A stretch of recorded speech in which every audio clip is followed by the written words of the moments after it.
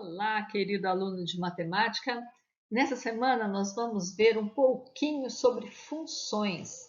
Então, o que é uma função? Como que eu reconheço se a expressão é uma função? Como que eu classifico? E o que é a lei de formação dela? Vamos lá? Antes de começar a falar em função, vamos falar em produto cartesiano. O que é produto cartesiano? Vamos supor que eu tenho esse conjunto A, 2 e 4, e o conjunto B, 1, 3, 5. Então, o produto cartesiano a gente representa por AX maiúsculo, não minúsculo, igual está aí, B, enumerando um a um seus elementos ou então por um gráfico. Então, o que eu vou fazer? Para cada elemento do A, eu vou juntar ele com cada elemento do B para formar o produto cartesiano. Então, aqui, ó, o primeiro elemento eu ponho no eixo X, o segundo no Y. Então, o produto cartesiano vai ser o ponto aí 2, 1, 2, 3, 2, 5, 4, 1, 4, 3, 4, 5. Se eu enumerar os elementos, vai ficar A cartesiano B igual.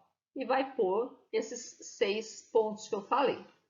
Relação binária e todos os pontos é produto cartesiano.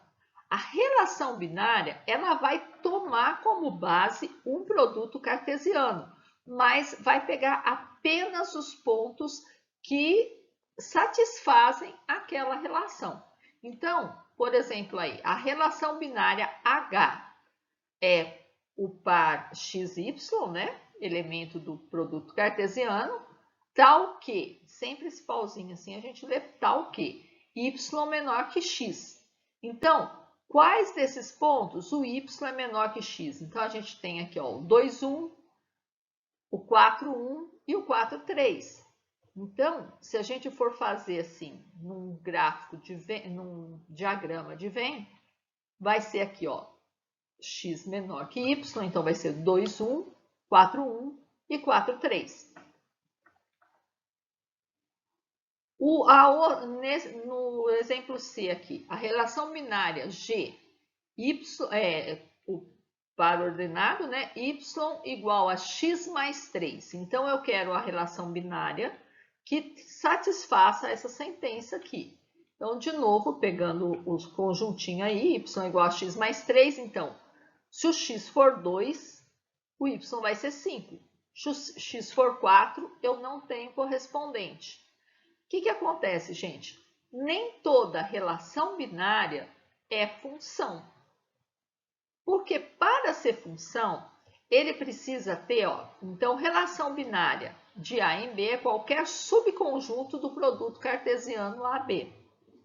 Agora, quando esse subconjunto, para todo elemento do A, eu tiver um único correspondente no conjunto B, aí vai ser função. Então, nenhuma dessas duas aqui, desses dois exemplos, é função. Por quê? Aqui, para o elemento 4 do conjunto A, eu tenho dois elementos.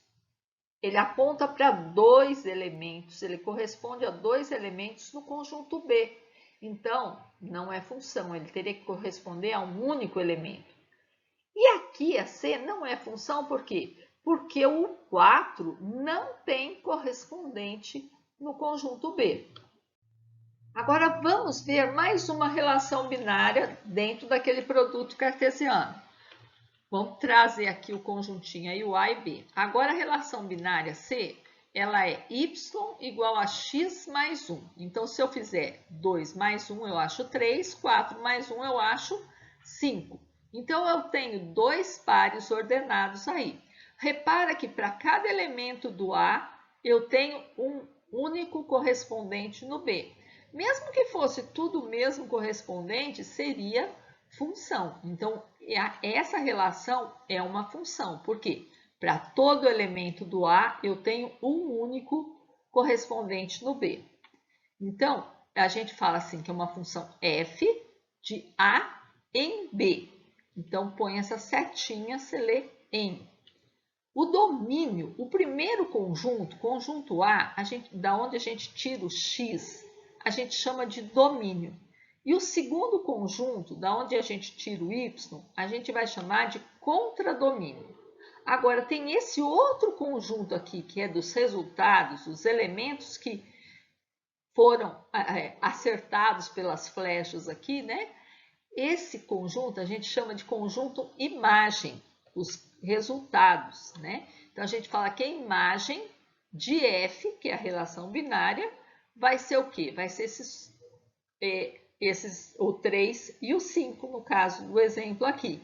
Então, o conjunto imagem, ele sempre vai ser um subconjunto do contradomínio. E toda função a gente vai ter um gráfico que a represente. Então, a gente vai representar aí no gráfico os par ordenado 2, 3 e o 4, 5. Então, esses pontos são o gráfico dessa relação binária, que é uma função de A em B.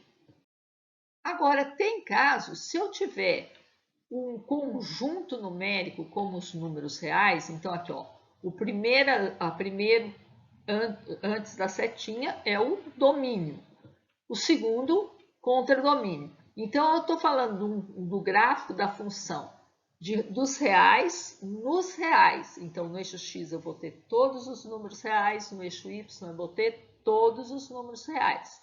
Definida por y é igual a 3x mais 2. Então, vou colocar 1, 2, 3 aqui, coloquei até 3, mas na realidade são todas. Então, quando x é 1, o y é 5. Quando x é 2, 6 mais 2, 8. Quando o y é 3, 11. Então, aqui, só que eu atribuí valores para o x, mas todos os valores aqui no meio, isso vale para todos os números reais. Então, eu uno esse gráfico, esses pontos, são só referência para mim poder traçar o gráfico.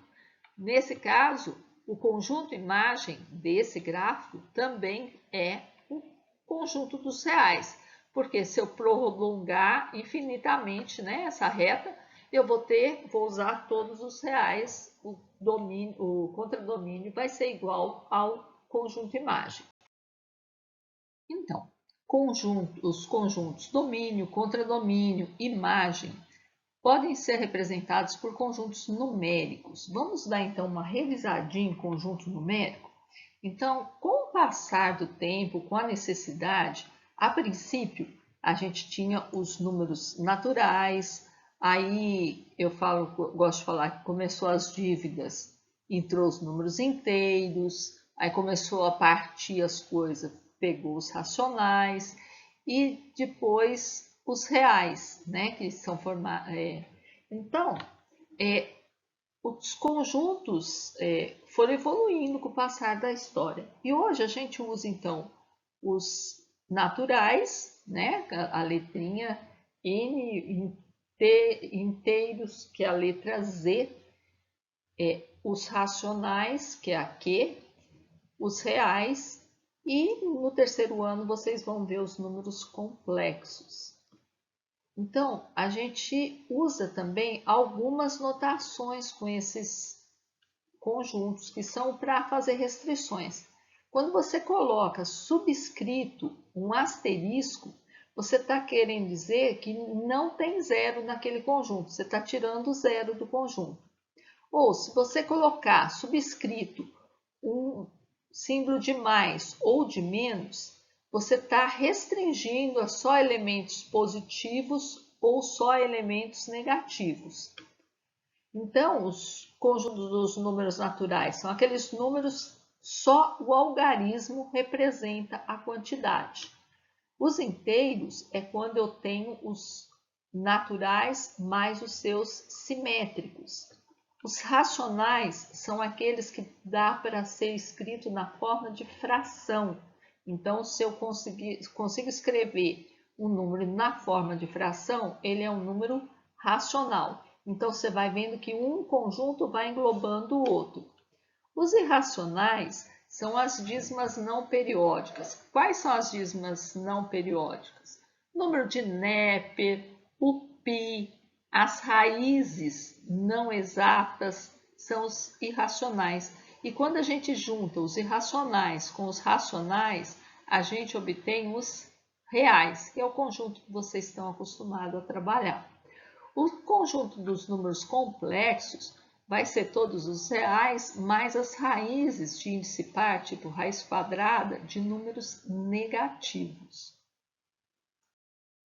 Existem alguns detalhes muito importantes quando a gente vai determinar o domínio de uma função, principalmente se a gente for usar os conjuntos numéricos conhecidos.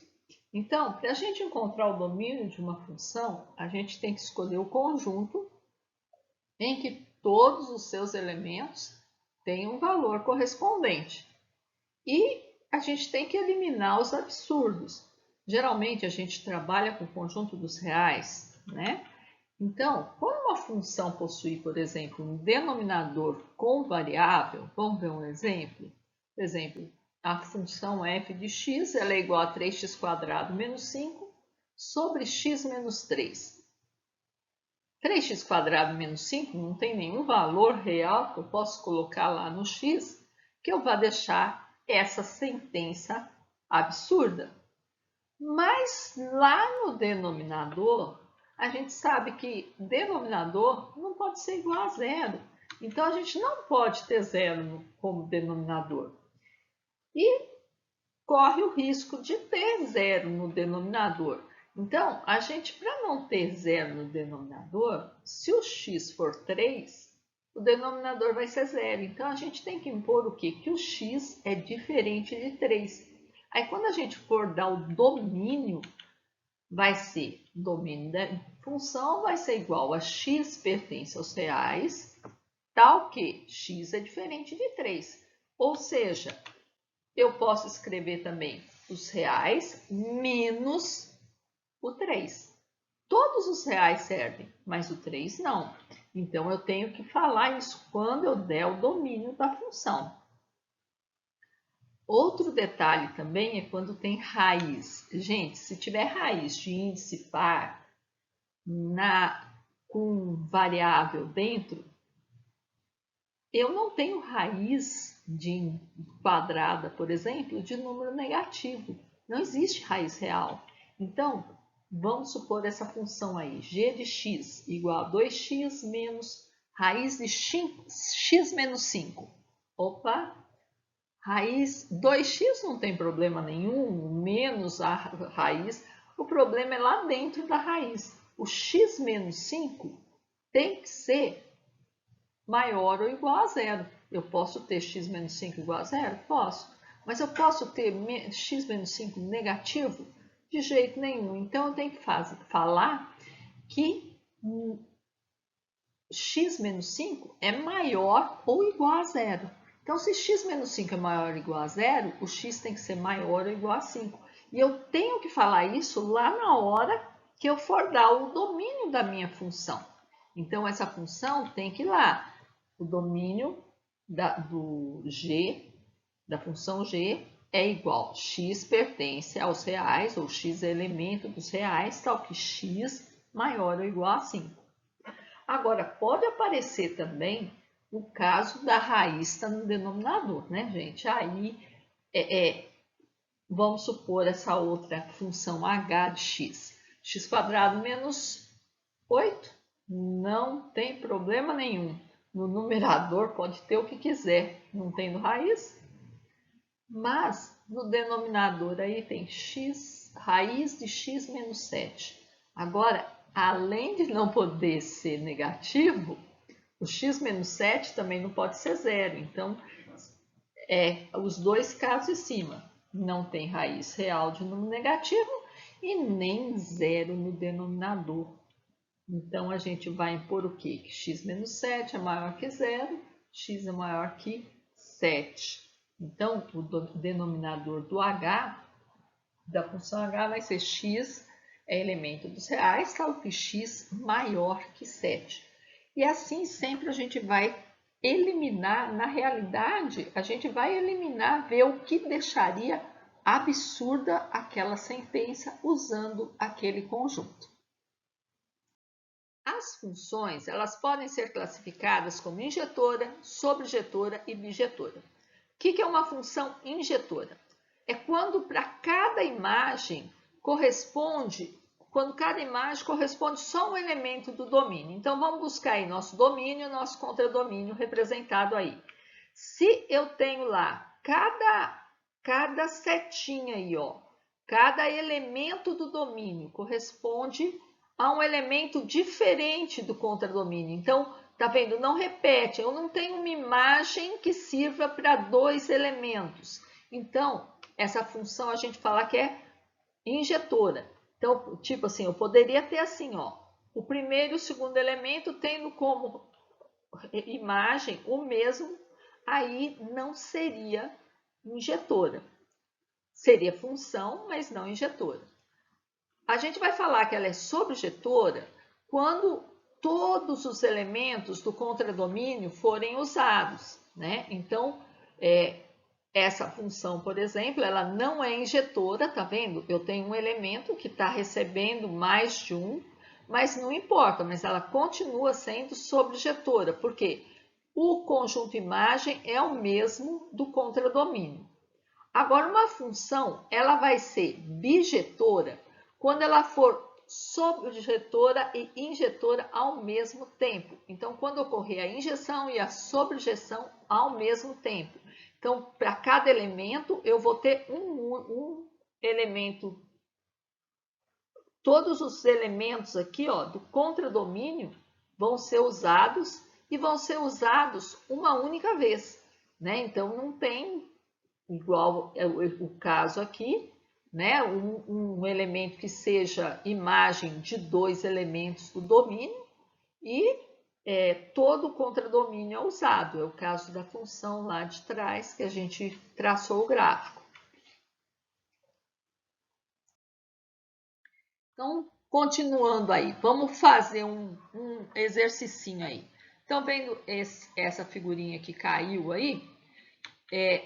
Então, isso é uma questão que caiu no vestibular. O 01 aí fala assim, o domínio da função x elemento de R, tal que menos 3 menor ou igual a x menor ou igual a 3. O que ele está querendo dizer aqui? Que o domínio vai de menos 3 até 3. É isso mesmo, né, gente? Vamos copiar esse trem maior aqui, que eu sou meio cega. Então, aqui, ó, o 3 está com o pontinho cheio, então ele serve. E até aqui, ó, até se eu for olhando aqui, ó, todos os x entre menos 3 e 3 estão sendo usados. Então, isso é verdade. No 2, a imagem da função f é menos 2 menor que y menor ou igual a 3. A imagem é o quê? É os pontos do eixo y que são usados. Então, vai do menos 2, aqui o menos 2 inclusive, até o 3, tudo é usado como imagem. Então, a 2 também é verdadeira. Agora, para x igual a 3, y igual a 3. Então, quando o x é 3, o y é 3. Então, aqui 3, 3, ou o f de 3 é igual a 3. Então, isso também é verdade. Na 8, para x igual a 0, tem-se y igual a 2. Então, aqui, quando x é 0, eu subo aqui, ó, o y é 2. Então, o ponto 0, 2, ou f de 0 é 2. Também é verdade. Na 16, para x igual a menos 3, então menos 3 aqui, ó, tem-se y igual a 0. Não, se o y fosse igual a 0, estava aqui, ó. Ali é o quê? Menos 3, o y é 2. E na 32, a função é decrescente em todo o seu domínio. Não, gente, aqui, ó, a função é decrescente aqui, crescente aqui, decrescente aqui, crescente aqui. Então, quando que uma função é crescente, como uma função é decrescente? Se o x aumenta à medida, se o y aumenta à medida que o x aumenta, ela é crescente. Se o x cresce e o y decresce, diminui, eles são inversamente proporcionais aí, ó, tá vendo uma relação inversa aí? Então é decrescente. Vamos ver também o que é grau de uma função, né? O grau da função vai ser o maior expoente da incógnita. Então, por exemplo, aqui, ó, x ao cubo mais x menos 2x à sexta menos 7. Então, qual que é o maior expoente? 6. Então, o grau da função é 6. Outro detalhe também é a função constante. Função constante é função de grau zero, é aquela que não tem incógnita, que x, qualquer número elevado a zero é 1. Então, o gráfico da função constante, ela vai ser uma reta paralela ao eixo. Finalmente, o que é lei de formação? Lei de formação é aquela expressão algébrica que define a função, que é a função em si, que representa a função. Então, por exemplo, o João pegou um táxi que a bandeirada custa R$13, mais R$2 por quilômetro rodado. Então, a gente pode escrever uma função para o valor y a ser pago de acordo com a quilometragem x a ser rodada pelo carro. Então, aqui, ó, f de x ou y vai ser igual a 13, que é um valor fixo, mais 2 vezes a quantidade de quilômetros que a gente chamou de x. Então, y igual a 13 mais 2x é uma função, é a lei de formação da função, dessa função. Então é isso, pessoal. Agora você já sabe reconhecer uma função, ver a diferença de relação binária e função. Você já sabe classificar a função, você já sabe achar a lei de formação. Então já sabe muitas coisas, até ser crescente, ser decrescente, né? Então, até o próximo para a gente continuar esse assunto de funções com função do primeiro grau.